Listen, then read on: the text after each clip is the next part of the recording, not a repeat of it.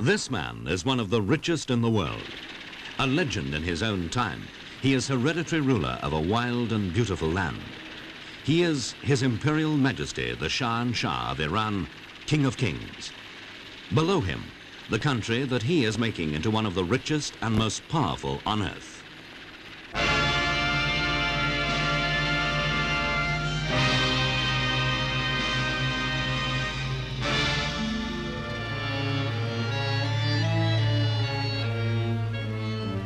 This is Iran, once called Persia.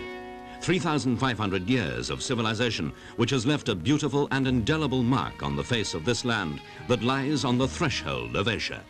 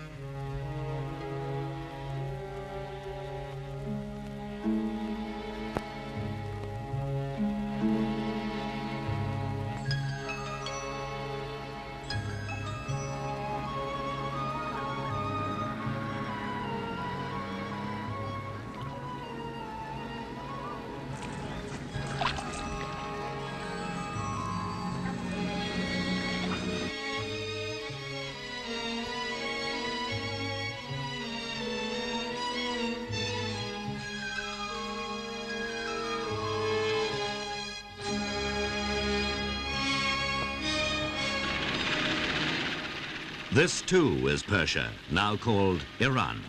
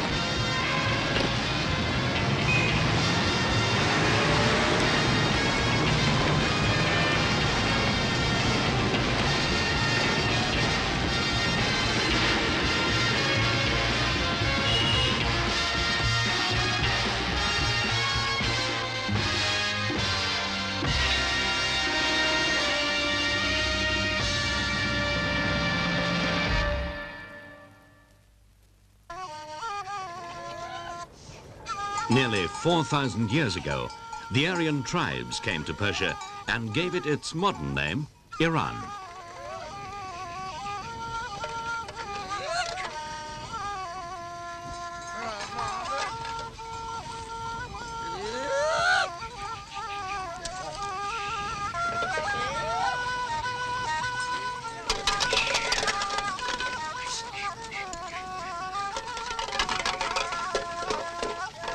They little knew that the arid deserts over which they journeyed, looking longingly towards the horizon for the green relief of the next oasis, would one day make Iran rich and powerful. For deep below the sands, which bake by day and freeze by night, lay nature's enormous reservoir of energy. Millions of years before man set foot on the planet Earth, tropical forests flourished here, absorbing the energy of the sun, taking and storing it as they died down, to be buried eventually beneath the remorseless shifting sands of the desert.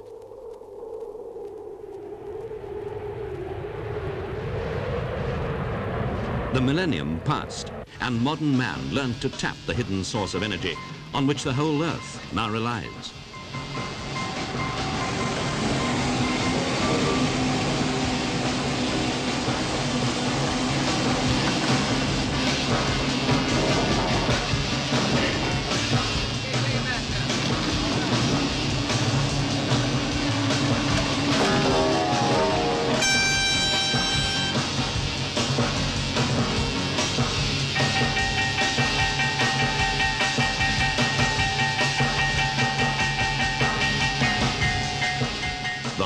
gold flows out across the desert. Without it, the very world would cease to go round. Refineries the size of small towns work night and day. Ships as big as floating islands carry it to the oil-hungry nations of the world. And as the oil flows out, the money flows in. How is this wealth to be spent? What does a nation do with riches on such an incredible scale?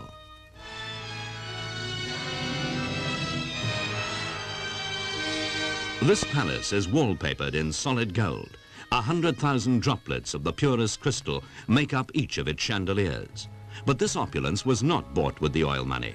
This is the inheritance of 30 centuries, some of the ancient wonders of the world, an awe-inspiring feast of glittering magnificence. The oil money is spent on more mundane but more important things.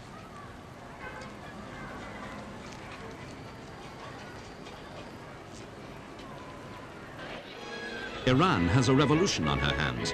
It's been going on now for more than 10 years, but not a drop of blood has been spilt. In fact, it was started by the Shah himself. So the Iranians call it the King's Revolution. It's not every day that a revolution is started by the ruler of a nation, but that's precisely what His Imperial Majesty did. He decided it was time that Persia joined the 20th century.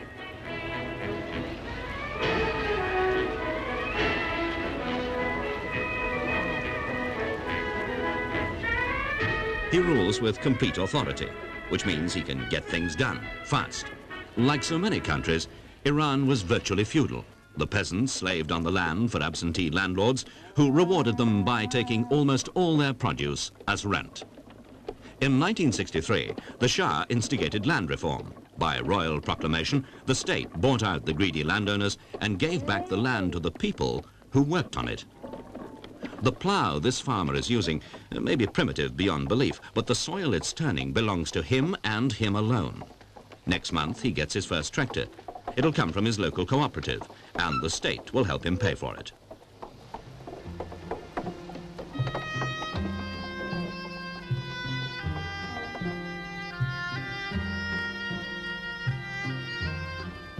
The money to do this comes from oil. Iran has thousands of square miles of desert. It's always been short of water. These ancient underground irrigations, called qanats, were tunneled for miles below the desert. Droplets of water condensed on the roof, enough to make a stream and bring fertility to the parched land.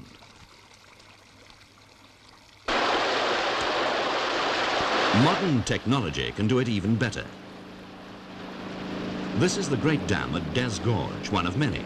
Its elegant strength contains the waters of the third largest man-made lake in the world. Its humming turbines bring much-needed energy to the surrounding countryside, and below it, the desert is coming back to life. Dams like this are not cheap. The money to build them comes from oil.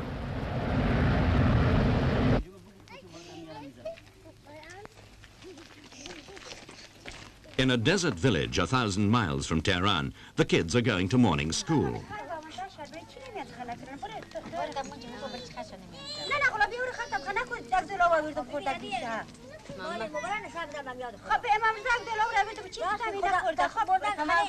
When the Shah came to power, he determined to conquer one of the most persistent ailments of a developing nation, widespread illiteracy. So he founded the Literacy Corps.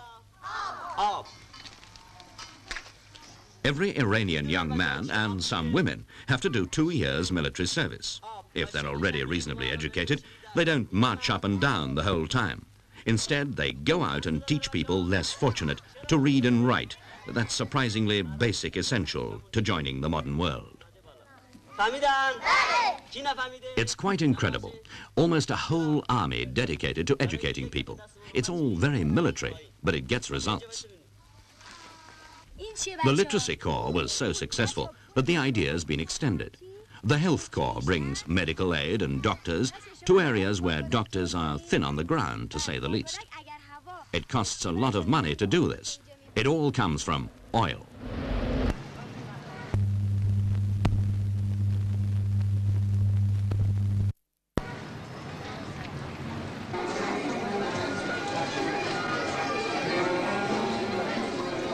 خانم گاسپاریان با 20 Persian women kissed farewell to their yashmaks and purdah a long time ago. Now, thanks to the King's Revolution, they can vote, they're in parliament, and Tehran boasts the only woman police superintendent in the world.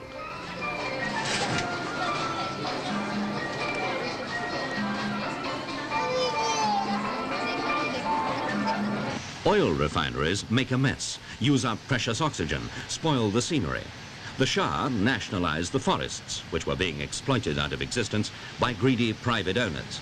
And now they're being replanted, especially around the refineries, where they generate fresh oxygen and soften the landscape. Iran was one of the countries where Concorde showed off its paces during its round-the-world sales tour. The Shah's interest in this technological marvel was more than casual. His skill as a pilot allowed him to become one of that elite band who have actually flown the world's first supersonic airliner.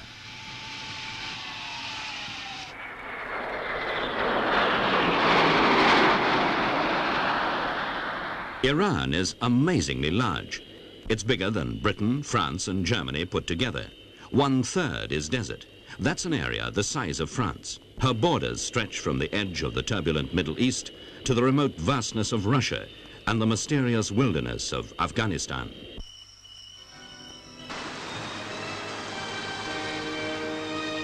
Iran is joining the 20th century with an urgent vitality, and roads are the arterial links essential to a modern nation.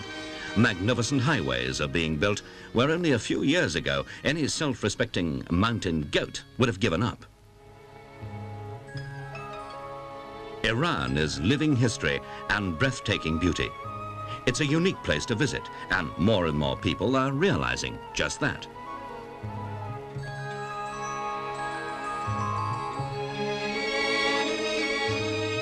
Like so many countries, Iran appreciates that tourism is a very good thing. It brings foreign currency. More important, it brings understanding and friendliness.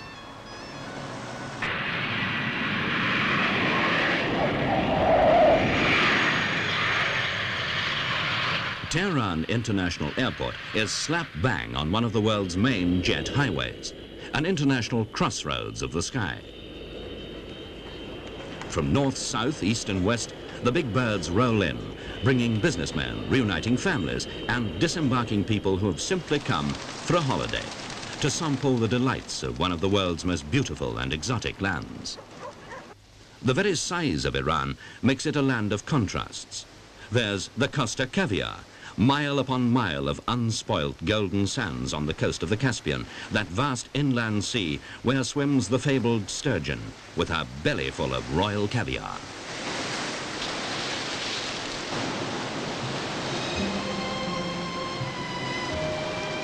An hour later, you can keep company with the golden eagles in the remote fastness of Mount Damavand, the highest peak in Asia outside the Himalayas. You can even go skiing.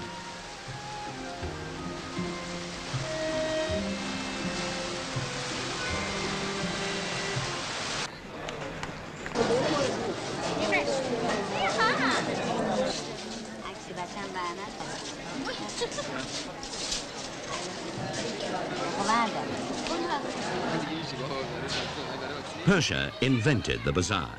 It's their word for market. And a stroll through a bazaar like this one at Isfahan is an experience in itself.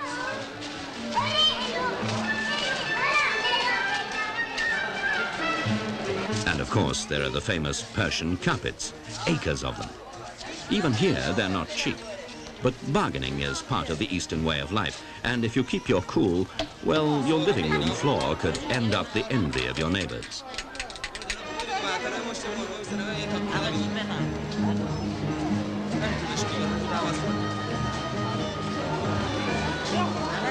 A cornucopia in Aladdin's cave, full of every conceivable article that man's ingenuity has devised, from humble candlesticks to handmade treasures of shimmering complexity.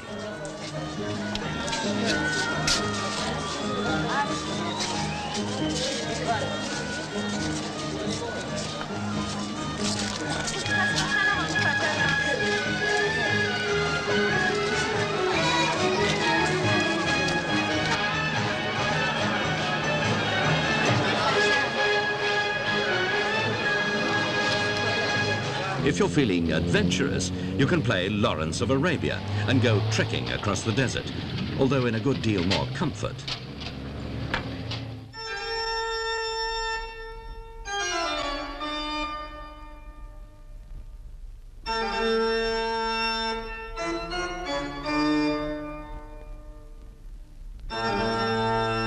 Persepolis, the capital of ancient Persia. 3,000 years ago, ambassadors from all the known world journeyed here to pay the respects of their monarch to the King of Kings. They were received in the Hall of 1,000 Columns, once one of the wonders of the world.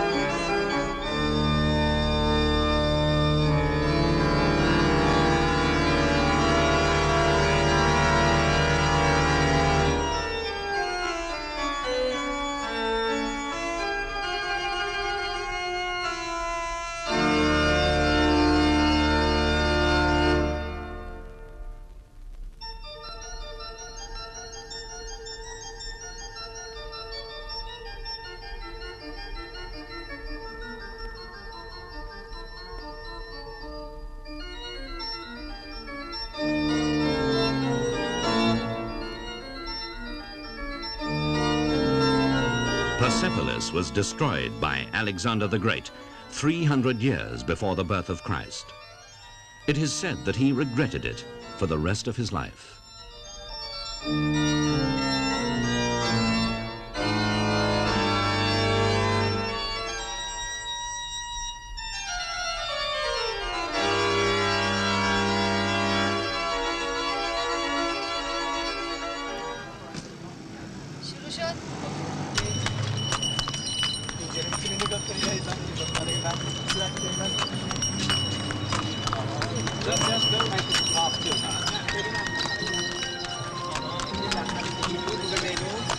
Iran is a land of tradition, beauty, and history. Even the hotels reflect this passionate perfection. This is the courtyard of the Shah Abbas Hotel at Isfahan, one of the world's truly great international hotels. It was once a royal palace. Now, completely restored, it's again fit for kings to stay in.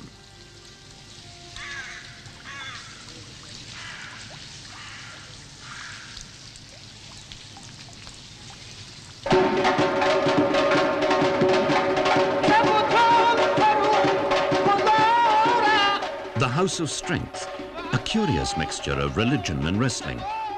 The origins of their nightly rituals in strangely geometric auditoriums are lost in time, but the age-old symbolism of the power they unleash is a fitting comment on the striving of modern Iran.